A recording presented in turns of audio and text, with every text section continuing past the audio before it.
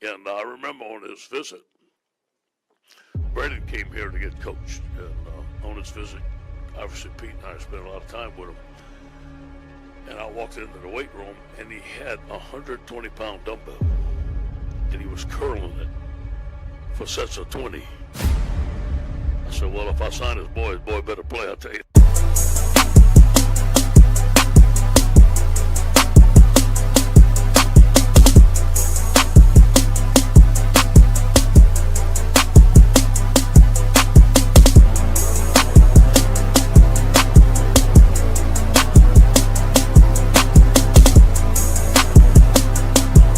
Hey, that's my dad. That's my dad. That's my dad. Yeah, they gave my daddy more TV time than me.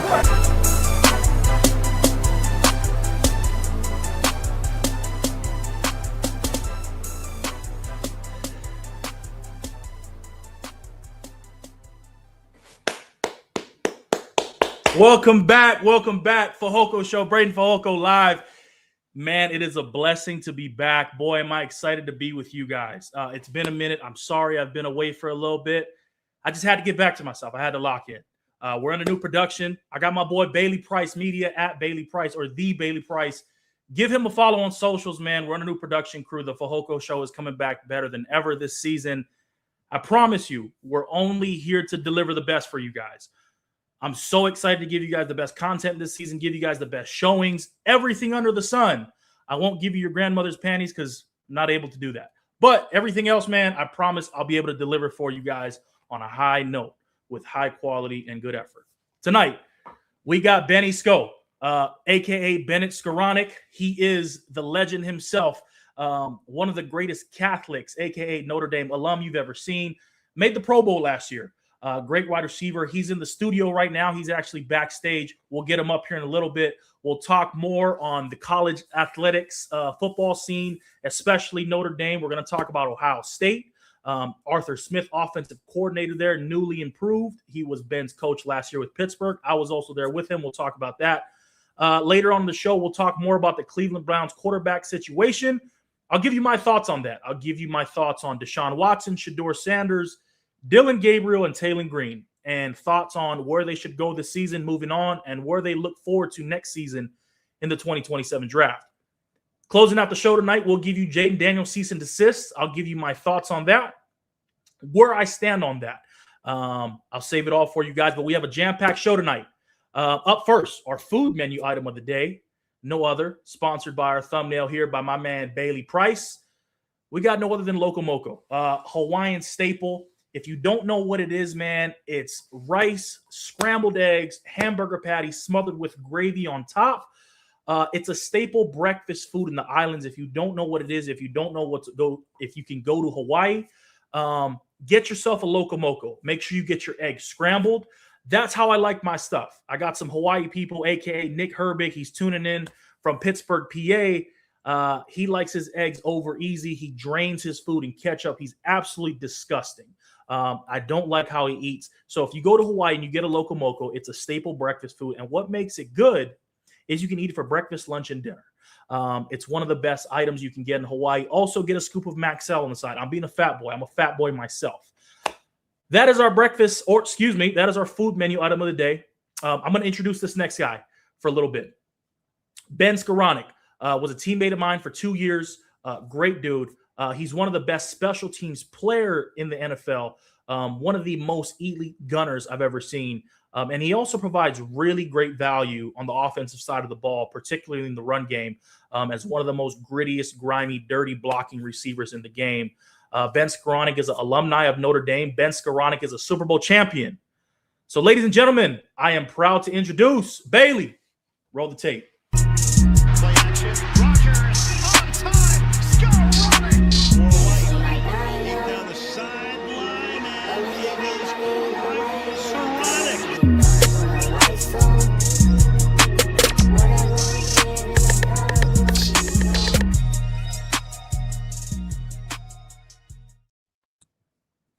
Benjamin Bennett. Bennett. Bailey, that was a hell of an edit there, man. Hey, shout out to Bailey, man. I told you when we had the show, when we get it done, it's going to be under great new production. And we got our boy Bennett Skoranek on the show. Ben, welcome to the show. First and foremost, congratulations on your Pro Bowl last year. If I didn't get to give you any flowers for that, how does it feel to be a Pro Bowler? First and foremost.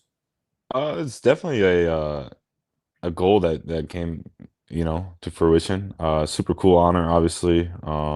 As a teamer, that's something you want every year. I guess as an NFL player, that's something you want. So, it was, super cool to get the recognition and just a cool experience for me and my family. My in-laws came, and then obviously my wife. So, it was a fun little weekend out there in San Francisco, and now it's journey to be a Pro Bowler again. So.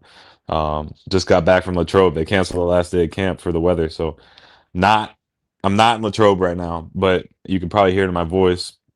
I kind of got the Latrobe, maybe call it the Latrobe flu going on, the Latrobe sickness, something. McCormick definitely started it. McCormick's a grimy guy. Definitely gave it to me. A lot of guys on the team have had it, but we fight through that type of stuff. Being gritty. All right, Ben. I'm sorry I skipped this. Question of the day. Yeah. Bennett Skoranek. Does LSU football make the playoffs this year? Oh, how many teams are in the playoffs this year? I believe it's 12. I am not sure. Is it 12 or is it 16? It's 12. It's 12. It's 12. I think they do. I think they get in. Bama's not the same Bama. I might eat my words later in the season, but the SEC isn't the same SEC anymore. I know that's going to hurt you being an SEC guy. I think LSU's in there. I agree with you. I don't think the SEC is where it is and where it should be. I think the SEC has gotten soft. I see a lot of crying coming from the SEC. I know you're a Notre Dame, so I don't know where they lie. If Notre Dame's like a Pac-12 school, Pac-10, or if they're a Big Ten, I don't know what they are. They took their ball and they ran away with it.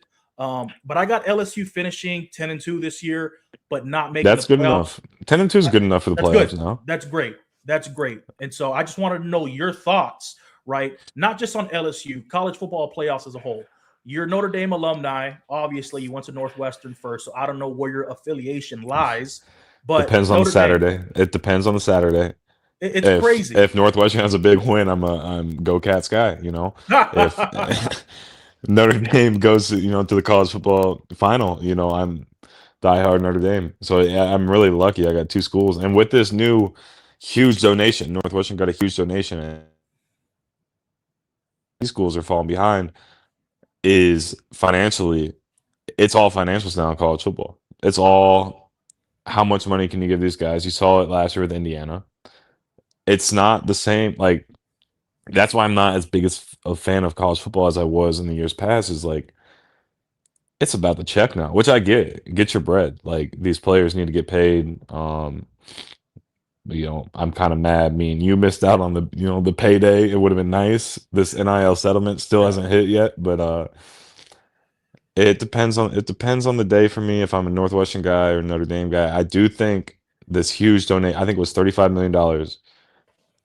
If we can't get a roster with 35 mil, I know we got academic standards, something that you guys don't have much of at LSU. We gotta deal with admissions. we gotta get our guys into school there, and Notre Dame. But I think Notre Dame relaxed a little bit on those standards and allowed transferring to be a little bit easier. They've had a great transfer class. Notre Dame has. I think they got to be one of the top 3 to 4 favorites, if not 1 or 2, to win the Natty this year. What do you think? So my question to you, Ben, is this. Curt Cignetti had a very, and I don't know if you saw it, but he had a very quote that kind of stood out to me. He said, on the Indiana-Notre Dame series being canceled, quote unquote, I'd like to play Notre Dame. They ought to come to our place twice, and we'll go there once since they're not in a conference. I think Notre Dame being independent, and especially the shit they pulled last year, you're going to have to get in people's good graces, right? And especially with a guy like Curt Cignetti, I feel like he's the new godfather of college football. Like, when you watch Curt Cignetti, you watch Indiana and the turnaround they had. I'm looking at Notre Dame. I'm looking at Marcus Freeman. I'm like, shit, you need to pick up your shit, Freeman. Like, these Bijan hairlines, these crispy ass haircuts you got, like that shit ain't moving me no more. Like you need to start winning games and you need to start winning them now. I mean, look at his recruiting rankings, though. Look what he's brought in. I think it's next year, or this year. It's something crazy. I'm like, I don't follow it like I used to. In the summer, whatnot. I see some stuff, but I saw post after post, they're landing 5-star after 5-star, which in the past at Notre Dame it's never happened. So I do agree with you. I mean, now that he's getting all this talent, the talent influx into Notre Dame, that to be quite frank, Notre Dame hasn't had. They've developed players. They've had good talent. They haven't had the elite talent that some of these other schools have had. But me being from Indiana, me having Indiana relatives, me being a Notre Dame guy, depending on the Saturday, most Saturdays I am, because in the Freeman era, they have been very successful. They've won a lot of games. Even in the Brian Kelly era, I know that's a sensitive subject for you being an LSU guy. Notre Dame has been solid for at least a decade now. Yeah, at least 8 to 10 years. They've been consistently in the top 10. Yeah. So I would like to see Notre Dame play Indiana, just to be able to talk trash to my family. It's good football. I don't want to see Indiana play Rutgers. I don't want to see Notre Dame play Navy. I don't want to see those games in college football. That's why the NFL to me is superior, because I don't care who you're playing. It's gonna be a one-score game. Like 75% of the games in the NFL are one-score games. College football, you're looking at 56-7. You're looking at 63-0. You're looking at those type of games a little too often for my liking. Yeah, unless you're the Cleveland Browns. The AP College Football Top 25 came out, Ben. I want to know your thoughts on this. I'm kind of in between. They had LSU at number 11. I think LSU kind of has a lot to prove, especially coming off the Brian Kelly era. I think LSU is getting a lot of juice because of the Lane Kiffin swag and aura, as the kids like to say. Lane Kiffin brings it, though. That's what you get with Lane Kiffin. Go ahead. Sorry, you're gonna get points. You're gonna get points. It's gonna be good football. I'm excited for that era for you. Just you being, a guy like PQ. There's a lot of LSU guys in locker rooms, and when LSU is good, man, it's fun. The environment's rocking, so I'm excited. But go ahead. Sorry, Texas Tech's right behind them. That's tough for you. 11 and 12. Look, like I said last year, Texas Tech made the college football playoffs, and kind of like yourself, I'm repping Texas Tech there, so I'm not afraid to rep both sides. Did they retire? Or is your jersey number retired? Who? At Texas Tech? You boy, stop. Hey, but look, Ohio State's number one. I wanted to ask you about this. Your boy Arthur Smith is there. You had him as a coach. I was there for a little bit. I got to play against his offense. I got to play against him while he was head coaching in Atlanta. You have a lot of weapons at Ohio State. You got a good quarterback. I wouldn't say good. He turned into a terrorist last year in the college football playoffs. For me, I'm looking at Arthur Smith, and after leaving the NFL, he said when you're looking at the draft or when you're trying to map out next season's free agency, he talks about Ohio State kind of being the similar, how we talk about the old SEC, like Ohio State's kind of like the next step for the NFL. What do you think about Arthur Smith? Do you think and I'll tell you my thoughts and how I feel about it, but I just want to know, as like a former player under him, like what can Ohio State fans expect, especially with that offense and him transitioning from the NFL to college? I think it's really good for Ohio State what they did bringing him in. As you know, it's hard-nosed football. It's the type of football that you need to win games in the Big Ten, in the college football playoff. You need to be able to run the football. And any good team, any championship team, for the most part, there's some outliers here and there, but time of possession is huge. Keep your defense off the field. Efficient running game, make the defense stack the box, and then that's when passing game opens up. So I think Arthur Smith has a lot of weapons at Ohio State. I'm excited to see what he does with those guys. I've talked to him a little bit. I don't want to be a rat and share details he shared with me, but you could hear the excitement in his voice when he was talking about certain players, and he's got some toys that he can use this year in Columbus, and I'm excited for him. I have nothing but great things to say about him. He's helped me out a lot in my career, and I learned a lot. But I think Ohio State, like what they're getting with him, I know why Ryan Day made the hire. It's because the running the football in the Big Ten is like a staple. They need to beat Michigan more consistently. They haven't. I think they did last year. Good Um, point. Good point. but that's the type of football Michigan plays. Um, it's the type of football that can win, on the road in the college football playoff now, which is hard, or in December in Columbus. You never know what the conditions are going to be. Versus that he can use, and I'm excited. I think he said they open up with Ball State, so that might be one of those 63-0 games. I'm excited to watch the first quarter of that one. Yeah, I'll tell you what, they got Jeremiah Smith, and they got a bunch of talented guys. And I'm going to talk a little shit to Art here. Arthur Smith, if I see you come out with 4 tight ends this year, just go ahead and pack your shit up and go ahead and turn that 2-week termination. But all jokes aside, Arthur Smith is a great coach. He is going to implement a good wide zone run system to Ohio State that I don't think they've had, right? They've kind of had the Ryan Day aerial assault RPO system, get stretch the field vertically. But then again, like you said, Ben, I want to see that identity of Arthur Smith, right? Like Arthur Smith, Falcons, you think of, the wide zone system he implemented in Pittsburgh, the rushing attack, get blocking tight ends in the system. It's going to be weird for me to see Ohio State trot out 12 and 13 personnel, but we'll see, right? It's all fun and games. I mean, I think the 12, 13 personnel, because for a while there was 11 personnel. So much with what McVay was doing. A lot of teams hired off the McVay tree, a lot of 11 personnel.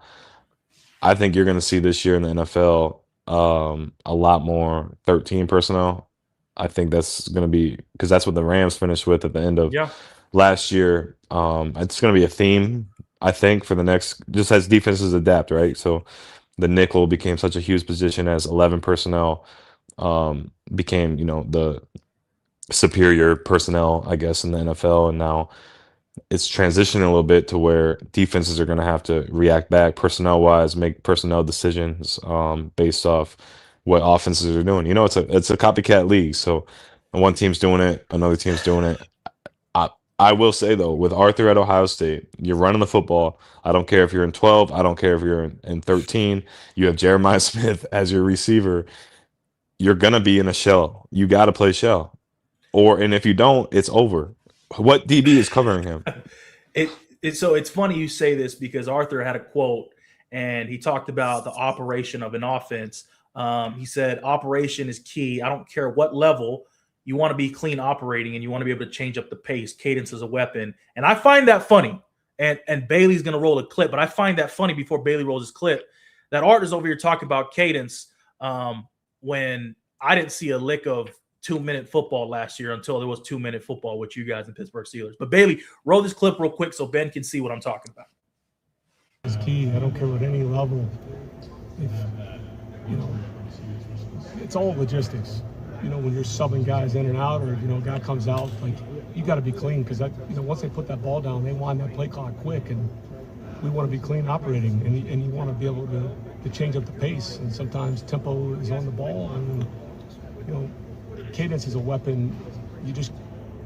People have, everybody's got the same analytics, or they can use AI now, or whatever it is. They have the same numbers, but if you're consistently snapping, no matter what you're doing, you're snapping the ball at 2 seconds, those guys are going to pin their ear back for you're late in the shot clock every time. So that's a game. You got to study yourself and be able to, those are the games within the games. And when you have a quarterback like Julian, he can handle that stuff. Hey, I didn't know he shaved his mustache. That's the first comment I got. I'm laughing. One, I got 2 reasons I'm laughing. One, he shaved the mustache. He looks like an ice cream shop boy right now. So he better put up some points this year. People are going to be flaming his ass. And 2, I know he didn't just mention AI in football talk. Like, Ben, what are we doing? Like, you're at Ohio State and you're talking about using AI analytics. You know how it is. You know how it is. The analytics people anywhere. I'm sure AI is being used everywhere. Yeah, but there's no place for AI in football, Ben. Like, that's what you think.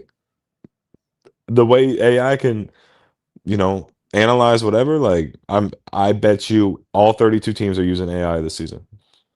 I don't see a need for AI. Like, what can AI give you that you can't give to players already on scouting reports or a week-to-week basis when it comes to the NFL or college football. I just don't see. What are you supposed to ask AI? Like, I'm Arthur Smith, Chat GPT. Should I come out in 13 or 14 personnel this week? They're analyzing everything. They're analyzing, it's probably a lot of predictive analytics, a lot of, calls throughout first, second, third down, stuff like that. I have no idea. I play, but I am sure that every single NFL team this season is going to use AI in some capacity. Yeah, and a lot of college, like, there's a lot of nerds out there that are figuring out ways to use AI in football. Yeah, and that's why we're kind of falling far away from the game of football. Is you're drafting and you're building analytics off of AI and trying to win games off of that. All right, Ben, we'll transition here. I want to get to the real shit. I want to get to the real scoop. You're in the midst of training camp right now. That was surprising news to me. I thought you were going to be at Latrobe today. I thought I was going to see Rogers Realm. He's taken over Steelers social media. If you guys don't know who Rogers Realm is, he's the guy that cosplays as Aaron. But you guys are in the midst of training camp. You broke Latrobe today. That sounds amazing that Mike McCarthy just kind of caught you guys by surprise and the morale just lifted up. Talk to me how training camp has gone and how the transition has been with, Mike Tomlin, a Hall of Fame coach, going to Mike McCarthy now. Yeah, it was definitely a surprise today. You saw the clouds rolling in, and you know how it is in Latrobe. Every day looks like it might thunderstorm when you wake up. And it starts off cool, and then by the time practice is about to roll around, it's hot as hell. So we just got done with our morning walkthrough. We had like an inside walkthrough, and he called us up and said there was transition or just moving the schedule to make like today an off day, and then just pick up the other practices at the South Side later this week. So it was definitely surprising news. Training camp, guys like me and you, we love Latrobe, Pennsylvania. Why? Because it's all ball, a lot of camaraderie, which is the best part of football, in my opinion. Like, I will remember the laughs that, when you're impersonating Highsmith, late at night. Like, that's a little rated R, Ben. I'll get Alex on the show for that. We don't need to get I'm not gonna get into it, but like those type of laughs, like that was good. Those are the I've only been to Latrobe twice, but like, bro, the laughs I've had there, the excitement, like when you pulled up last year, I had no idea you were pulling up. You pulled up last year and just like, it's just the bonding that you have. Like, it's just, we all live crazy lives. Like, and a lot of these superstars even crazier than like me and you can imagine, I'm sure. But we pull up to the middle of nowhere in Latrobe. We practice football. We watch film. We eat together. We hang out until 10, 11 at night. We go to bed and we wake up and do it again for 21 straight days. Like, that's football heaven to me. It's so much fun. Yes, the practices are a grind. There's some days where you wake up and you're like, ain't no way I can practice. And you somehow get through practice. Not get through, whatever. Get through is a bad word, but your body adapts. You get ready for practice. You go out there. But man, it's so much fun. And then to answer the second part of your question, it's definitely been a transition.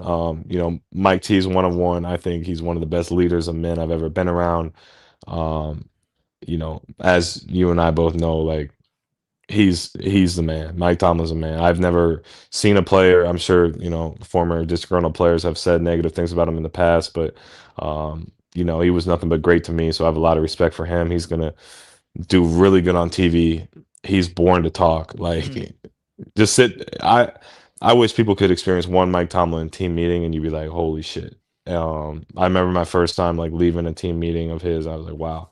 So he's going to do great on Sunday Night Football. Mike McCarthy, it's been a lot of, really good stuff. I think it's really cool him just being a Pittsburgh guy and the emotion that he has for the Steelers. His family's from the area. He grew up in the area. and what it means to be a Steeler, the history of it, you can just tell it's different for him. And to have an offensive head coach, I think it's going to be really good, not only for the team, but the development of a lot of offensive players. I think you're going to see some guys break out this year that um, maybe a lot of people wouldn't expect, but it's been great. We've learned a lot. We've had a lot of good install, a lot of competition, competitive periods during practice. So, I'm excited for this year with him and the new staff. There's a lot of great additions to the staff, and I'm excited for the year, man. Latrobe gets me. Latrobe gets me in the mood. It's like I guess it's like a little foreplay for the season, if you want to call it that. I was just when you were going through all the stories, especially the Alex impersonations, everything else, it took me back to last year, and I miss it. I miss the card games. I miss the 3-point challenges in the gym. Everything, the flights, and just going and hanging out with each other. I miss being in the showers with you, man. Like, these are things that just what? I'm sorry. I miss it, bro. Like, I miss it, man. I'm thinking about a time where me and you were just talking in the shower. Like, just it was crazy, right? Like, these are good things I enjoy being with you, Ben. And no, I was just talking to Robert Tunyon. Robert Tunyon, you would love Robert Tunyon. Really? Would I love him? He is a dude, like, great guy, hilarious, vet, been around it. And we got everyone. It felt like today after the news, everyone kind of rushed out of Latrobe a little bit, but Bobby and I, we went to a little spot in Ligonier, Pennsylvania, about 20 minutes away from Latrobe, man. We broke bread together, and we were just like, man, like, this is the type of shit, like, we're gonna miss. Like, he's in year 10, he's blessed. I'm in year 6, I'm blessed.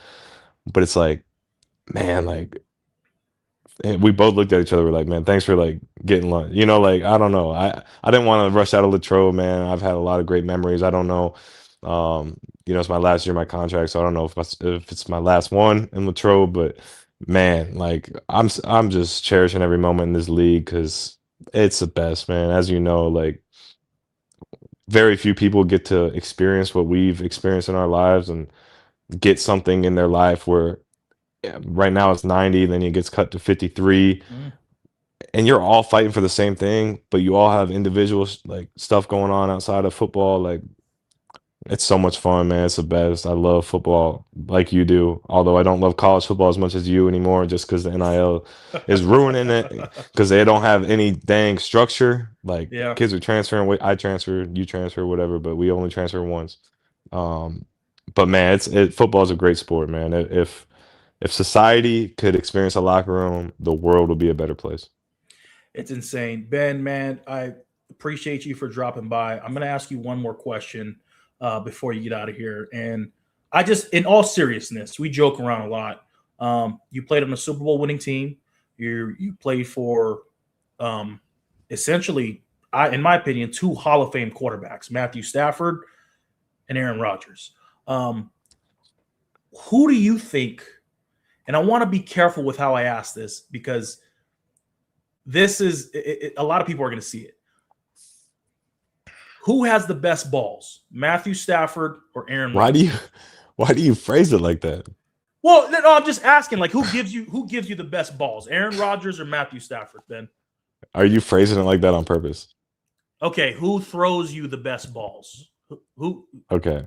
Oh, you meant footballs, Ben. Come on, dude. Get your head out the gutter, bro. Oh man, that's hard to answer because they both, like, I'm telling you, these 2 dudes are the best in the world at what they do. Rodgers' arm is different. Stafford's arm is different.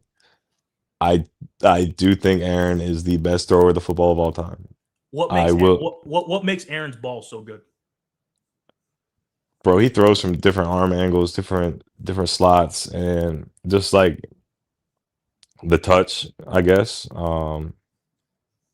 He can make any throw, just like Matthew. They can make any throw on the football field. But man, I mean, they're both unbelievable. Like, I'm when I retire and I'm able to look back on my career and say I play with 2 of the best quarterbacks of all time, and I truly mean that. I think, in the future there's gonna be great ones that come, and I'm gonna sound like an old head when I'm like, back in the day, I caught a touchdown from both of them, which I'm going to look back on my career and think that's pretty dang cool. But man, I'm blessed because you look at some of these other people's situations at quarterback, and they're not as lucky as I've been. I've learned a lot of football from both of them. I value my friendship with both of them. So, yeah, that's all I got to say on that. They're That's both awesome. awesome guys as well, like locker room guys, just dudes that love ball, just like us. That's awesome. I appreciate you, Ben. We appreciate you for stopping by on the show. We're going to try to get Ben to be a regular, guys. So give him a like, give him a follow. Shout out to B for the introduction video for Big Bennett. Pro Bowler Ben Skoranek, ladies and gentlemen, thank you for joining the show. Ben, Appreciate have a you, healthy man. season. Let's get another Pro Bowl this year. Peace. If you guys have been liking what you guys have seen, please like and subscribe. We're going to go to commercial break here in a little bit. When we come back after the break, we're going to talk Deshaun Watson, Shedeur Sanders, Dylan Gabriel, Taylor Green, and the Cleveland Browns quarterback situation.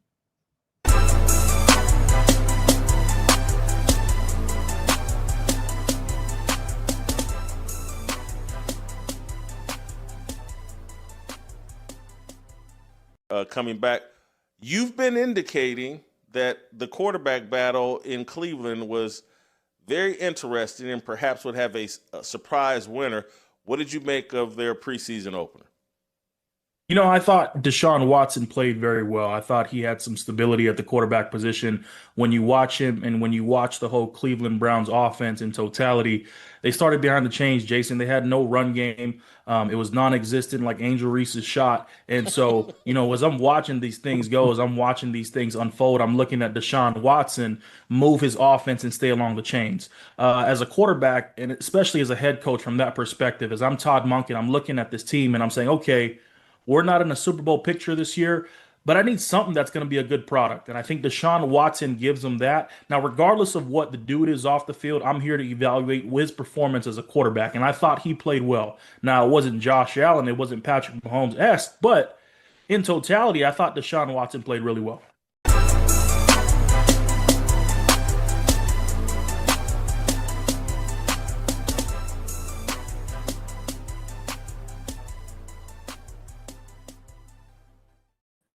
If you guys missed it, I hopped on with Jason Whitlock on Fearless this morning, spoke a little bit about Deshaun Watson, Shedeur Sanders, that whole quarterback competition that's going on in Cleveland.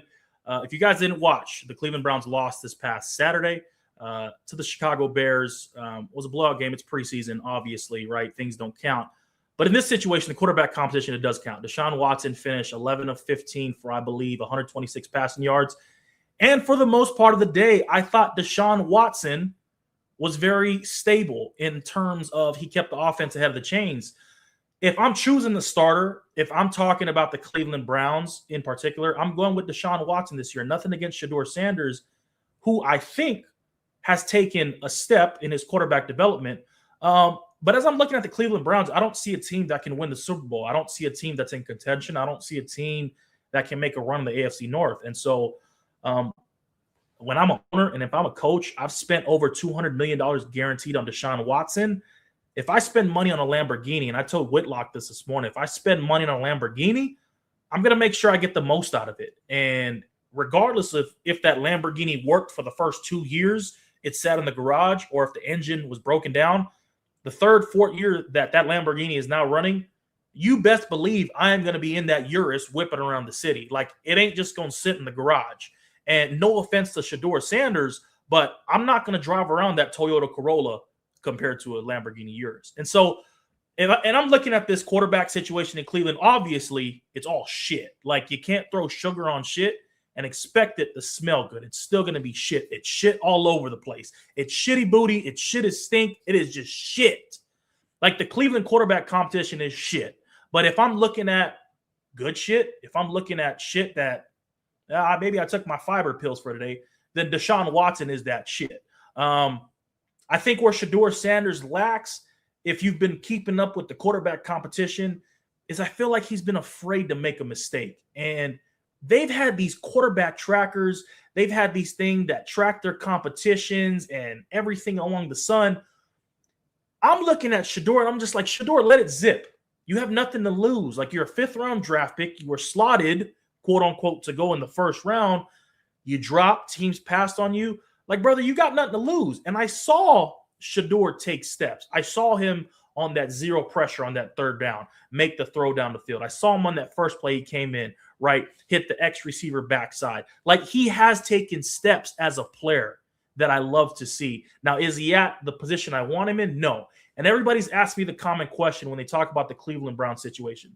They keep saying, Breiden, we know Deshaun is not Deshaun. Why can't Shedeur get the job? Why can't we just see what he has to offer? Well, I'm here to tell you that's not how the NFL works. Like, if you just think the NFL is this opportunity-based business where everybody gets their chance, like, you're wrong. And I get so tired and like, bro, he deserves it. I saw somebody on X today talking about Todd Monken. If you believe in God, bro, you need to turn to God. You need to pray to the prophet. You need to pray to this. We need to, like, bro, leave God out of sports. You know what I'm saying? Like, if God was a fan of the Browns would have 4 or 5 Super Bowls right now. But apparently God isn't a fan of the Browns. He's a fan of the Cincinnati Bengals, who I think is going to win the Super Bowl this year. That's a conversation for another day. But when I'm looking at the Cleveland Browns, man, it just, my goal as a fan is I'm looking into 2027. I'm looking into the draft next year. I'm looking into, hey, is who's old boy from Oregon, man? I forgot his name. He was good last year in the for most of the year. I'm looking at Lenore Sellers from South Carolina. I'm looking at Drew Mestamaker from Oklahoma State, transfer from University of North Texas. All these quarterbacks, and I think the depth of the quarterback draft class next year allows teams who are in quarterback purgatory right now to not reach for a quarterback, especially in free agency next year going into the draft. It allows them to kind of take a step back and say, hey, there might be a run on quarterbacks in the first round next year. But for a team like Cleveland, say if you miss on the early first round picks, you know, your Arch Mannings and everybody who's going to go off the board early, Trinidad Chambliss, all these quarterbacks. Cool, that's fine. It's a highly depth quarterback class where you don't have to feel like you can reach. But in this quarterback competition, it's over. Deshaun Watson is your starter. I just feel like they just been dragging it out for so long. It's just, you're not doing anybody any justice. Todd Monken, you know who's going to start. Everybody in Cleveland knows who's going to start by now. I thought Deshaun was stable. I thought he kept them ahead of the chains on Saturday. They didn't have no run game. And I said it on Whitlock's show this morning. The Cleveland Browns run game on Saturday was like Angel Reese's jump shot. It was non-existent. There was nothing there. Like, you're not getting any production out of it. So stop doing it, right? But for Deshaun Watson as a quarterback, you don't like living in 2nd and 9, 2nd and 10. Heck, his first drive where he actually passed the ball, because the first drive they got out there on offense, they ran the ball 3 straight times, right? Then the next drive they came out. First play, Titus Howard got a tripping penalty, backed it up 1st and 25. Deshaun Watson marched them down the field. First play was a check down for 6 yards. Second play, they ran a flat. They ran a basic route to Jerry Jeudy, clear out the middle. He hit him on the dime. Perfect play. Third down, like, you just keep the chains moving. He hits Denzel Boston, gets some yak, and they scored that drive. And I think for me, when I'm Todd Monken, I'm looking at that and I'm saying, you know what? This is my guy. Like, I can roll with Deshaun Watson and have a watchable product. Like, I'm not looking to give people chances. Like, people want Shedeur to have a chance. People want Dylan Gabriel, or let's even see what the physical project Taylor Green can give us. I understand that. But you've already invested $200+ million guaranteed in Deshaun Watson. You'd be a fool to think, oh, these guys are going to get a guaranteed, you know, they're not going to give him a guaranteed shot at quarterback, talking about the other 3. But moving forward, I think Shedeur, for me, I think the best option for him is to get traded. I think Shedeur can go to a team along the lines of like the Los Angeles Rams, right? I think you go to a team where San Francisco 49ers, even the Minnesota Vikings, you know, under Kevin O'Connell, where you can get with a quarterback guru coach who can help you continue to develop your game. Because if you're a real Shedeur fan, you don't want him to be out there. I mean, there was a clip of Shedeur today in practice, and people are going to dunk on the kid. He ended up throwing, it was to Denzel Ward. You know, Mary Kay, I think she had tweeted it from her X account. She's a Cleveland Browns beat reporter. But Shedeur threw a pass over the middle of the field. It was an overthrow again. And I believe it was Denzel Ward. He batted it down. Should have been a pick. But I love throws like that. I love that because it shows Shedeur's growth as a quarterback. When I look at things like that, and you see the clip right here, we'll bring it back here. It'll replay from the top. He throws it. It's an overthrow. Cool, right? People are going to say on X, people are going to troll. Oh, Shador can't throw. He's overthrowing the ball. It's the same thing we saw in the preseason game, but I'm seeing growth, right? I'm seeing a kid who, when you do this, Shador, especially in practice, and you're not worried about this completion tracker, you're not worried about looking good for the social media perspective, these plays like this is where you learn to grow. And I understand, like, your father, legend, Hall of Famer, he'll go down as one of the GOATs, right? Dion Prime has had his brand, and he's done a great job of building it. But you can only control the narrative. I'm talking to Dion here as a father, right? And as a coach, you can only control the narrative for your son so long from the media perspective that you got to let the kid grow, right? Because for the last 2 weeks in camp, all we've seen is Shador, 21 of 25, no picks. But he's playing it safe. Like, sometimes you got to learn to take risks because that's how you grow. You never know your ceiling unless you grow out of your comfort zone, right? And I've been around good quarterbacks. I've been around Patrick Mahomes, Joe Burrow, Justin Herbert, Russell Wilson, Aaron Rodgers, and they'll all tell you the same thing, man. You don't grow out of your comfort zone unless you push your limits.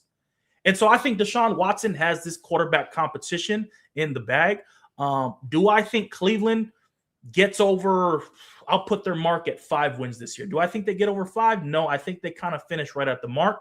I think they split one with the Steelers. I think they split one with the Bengals. And I think they get swept by the Ravens. And then obviously you can look at their schedule and mismanage through there. Who do they beat? Who they lose to? I think they hover around 5 wins this year. And if I'm a Cleveland Browns fan, I'm looking forward to 2027. I think you take this year with a grain of salt. I think you have young guys to build around. KC Conception, Harold Fannin, Judkins, Denzel Boston, who I love. I think he's an electric player. But all these guys you can build off of this year. When I look at the quarterback competition in Cleveland, people are so invested in it. I can't lie. I've been invested in it, but particularly for the fact that I know what goes into it when I look at this stuff now as a player who's retired. But that's my thoughts on it, man. It's just weird to me how it's kind of become this whole identity crisis on X. Like, you got to pick a side. I've had people DM me like, hey, brother, Shador was chosen by the gods. You better pick a side on this war. Like, come on, bro.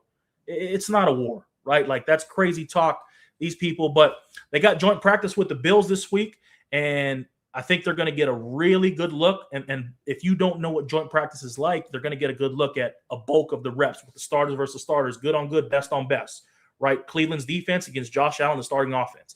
Cleveland's offense against the Buffalo Bills defense. And so that joint practice, more than the preseason game this week, I don't care who's starting the preseason game. I am looking at this joint practice. I'm going to be looking at clips. I'm going to be hitting up beat reporters. I'm going to be hitting up guys on the Cleveland Browns football team who I know and asking them to scoop. Hey, what's going on? What's the scoop? What's that Browns? What's the starters looking like? And these are things I feel like I'm able to do because I'm tied in so much and because I've developed close relationship with these guys. But as far as the competition purpose, it's over. We're going to hit a quick break here. We're going to run the commercial real quick. We're going to show you guys some merch, everything under the sun.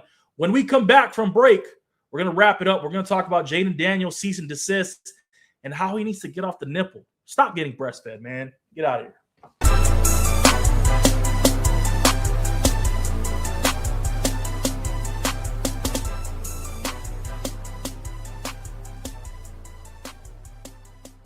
Hey, that's my dad. That's my dad. That's my dad. Yeah, they gave my daddy more TV time than me.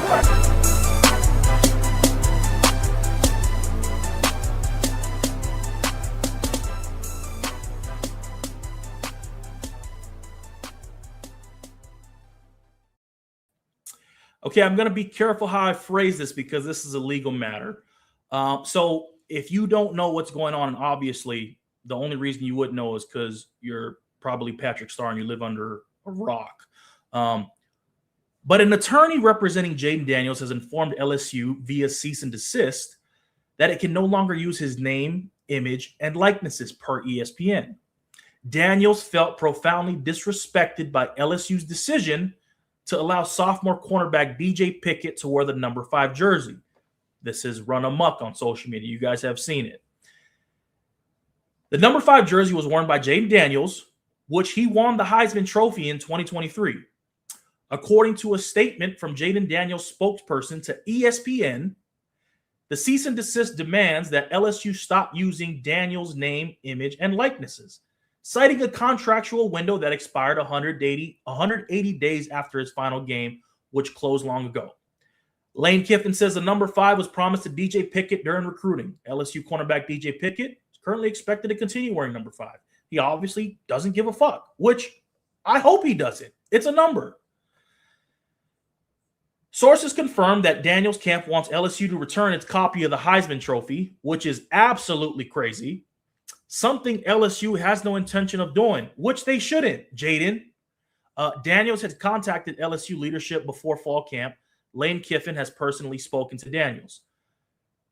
When I look at the Jaden Daniels situation, and I'm going to be careful because he has a mother who cares about him, and his mother is an agent verified through the NFLPA, handles everything under the sun for Jaden. Jaden Daniels, if you are watching this, you have got some wrong intel. People who are in your camp, I don't care that there have been rumblings after and you're trying to play cleanup, you're trying to dress everything up, and you've said, oh, this is not about a number. I've seen people in your camp, your PR team, they've come out and said, oh, this is not about a number. This ain't about DJ Pickett. This is about NIL. Well, Jaden Daniels, you told ESPN that you felt disrespected, that you weren't treated along the lines of Joe Burrow. And I'm going to tell you this straight up, Jaden, as an LSU alumni, as somebody who played on the 2019 national championship team, as somebody who's been there, somebody who's seen great quarterback play, taking nothing away from you. You've done great quarterback play. Brother, you're not on Joe Burrow's level. And I mean that in no disrespect. You've done amazing things as an athlete, as a quarterback. But when you talk about people who worship the ground that this white boy from Ohio walked, like, I watched a community. You talk about a community that had low income, poverty, crime rates, everything underneath the sun. Like, they came together for one time in 2019.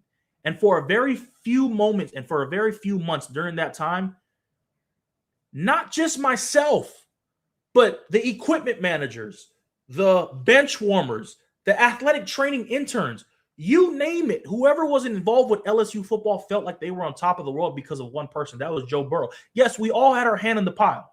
We all contributed to LSU winning a national championship. Yeah, Jamar Chase, Justin Jefferson, Patrick Queen, Grant Delpit, Caleb on Chase, and I can name everybody on that team. All the stars. But there was one single person that brought a city, a state, everybody together for one moment, and that was Joe Burrow. And so I say this with no disrespect to you, Jaden Daniels, but you're not on the same level as Joey B. If you were, people would not want to even touch the number 5. Like, when I look at LSU and people say, well, why haven't they retired the number 9? No recruit wants to touch number 9 because of how special that motherfucker was. Excuse my French. But there's a reason why no recruit goes to LSU and wants to wear number 9, because they know the territory that comes with it. Now, no disrespect to you, Jaden, but people want to wear number 5.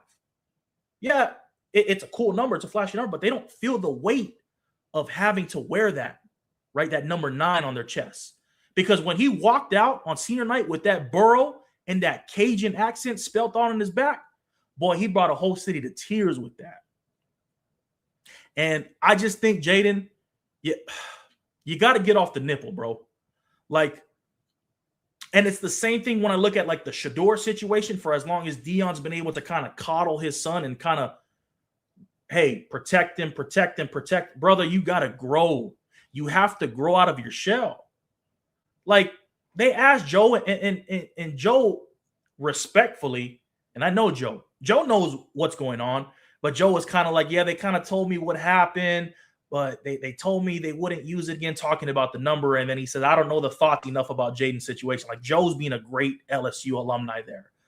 But in Joe's mind, he's like, I don't give a fuck. Like, don't ask me this, because nobody ain't going to ask for my number. So don't ask me this question.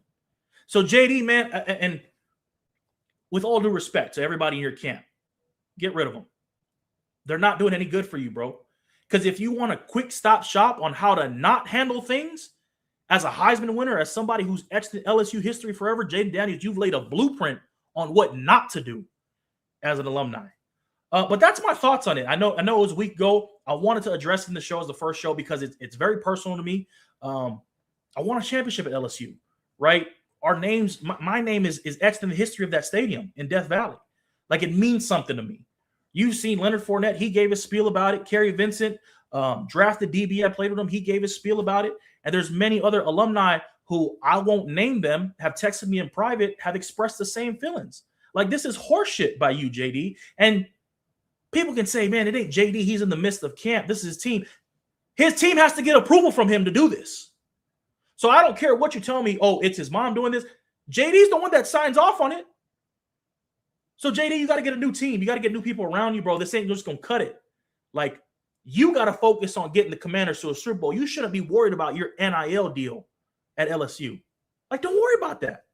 Trash it. Throw it out the window. Forget it. But that's my thoughts on it. Let me know what you guys think. I'm passionate about it. Bailey will probably clip this. We'll post it, and we'll talk about it more throughout the week. Obviously, I don't want to drag on the topic too long, but I want to go to a cool segment we've got for you guys. Monday, we've had some preseason football over the weekend. This new segment I'm bringing to you guys is called Dumb Shit Football. Now, Dumb Shit Football is where I will expose the dumb shit football plays of the week. I am paying homage to LSU former national championship head coach Ed Orgeron. We always had this on Monday after the games. He'd always show dumb shit football. Our dumb shit football suspect of the week, Tyrone Tracy, running back of the New York Giants. Tyrone Tracy, if you want to get cut, this is the way to do it. Kill your franchise quarterback. We got scan protection here, and all you got to do, Tracy, is scan for the first linebacker blitzing. If there's nobody blitzing inside, you check the outsides. If there's nobody blitzing outside, you protect. And if there's nobody blitzing, you go out into your route tree. But you leave your franchise quarterback to die. Tyrone Tracy, this is how you find your way on the streets, my brother. This is how you find your way starting a podcast, my brother. This is how you find your way pushing a target card, my brother. Dumb shit football suspect of the week, Tyrone Tracy. Get that shit fixed ASAP. Do not put that shit on tape. Hey, we appreciate you guys so much. We're wrapping up here on the Fehoko Show. It was a premiere tonight, and it's been an honor. This hour went by really quick. We had Ben Skoranek join us at the top of the show. We talked about the Cleveland Browns quarterback situation. We talked about college football, Ben's former coach, Arthur Smith. Everything, man, we talked about tonight. We talked about Jaden Daniels cease and desist. We got to the dumb shit football segment. I am so happy to be back for you guys, the Fehoko Show, Breiden Fehoko. Shout out to my producer, Bailey Price, at the Bailey Price on X. Go give him a follow. We are back. Head over to thefehokoshow.com. Get your merch, all exclusive. We love you guys. Thank you guys for tuning in. Peace.